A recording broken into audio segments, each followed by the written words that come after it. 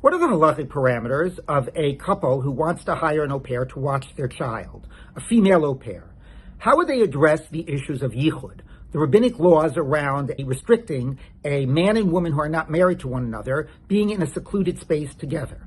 Now, the first thing to be aware of is that the laws of Yichud are not trying to achieve a reality where it is impossible for the two of them to have sex. If two people wanted to have sex, they would not be asking questions about Yichud. Yichud is there, the laws are there to help us live up to our better selves, to create certain parameters or realities that we will not easily give in to temptation. Now, with that in mind, how would it apply here? Well, the first important principle is that if a man and wife are together, we're not concerned about Yichud with another woman. And that is true, say the poskim, even if the wife is asleep, because the husband is afraid that she might wake up at any time. So when the wife is at home, in the day or the night, there's no problem. But how about if the wife isn't at home? How about if the husband is home during the day or at night and the wife is away doing an errand or something? What would the halacha be there? So the halacha actually says that in the flip case, if a woman is in seclusion with a man and her husband is in the city, then there's no problem with Yichud because she's afraid her husband might pop in.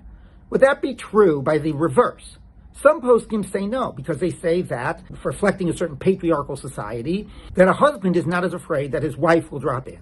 But a lot of poskim disagree. They say that, especially if the husband is at home, and a wife, assuming a housewife, would generally come home, then the husband would be afraid that she would drop in.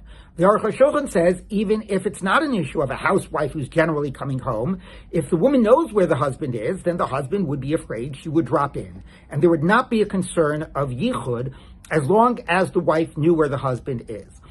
I think we can rely on this, especially if one takes the following steps. If the man is, let's say, going home in the middle of the day, or for whatever reason he's going somewhere else where the au pair is and there'll be nobody else around, he just texts his wife and say, oh, I'm coming home early today, I'll be home at 3. Or, oh, I'm going with the au pair to this place.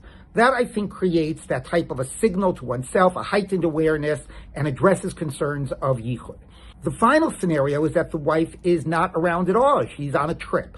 In this type of a case, I think you have to leave either the door of the apartment open or be behind us in a room behind a closed door, or if you can't leave the door of the apartment open, give the key to a neighbor or friend and say you should feel free to drop in at any time. And that will address that scenario when the wife is not around. Again, that would be the most sensitive, but there's ways you can do it by leaving the door open or by giving the neighbor a key.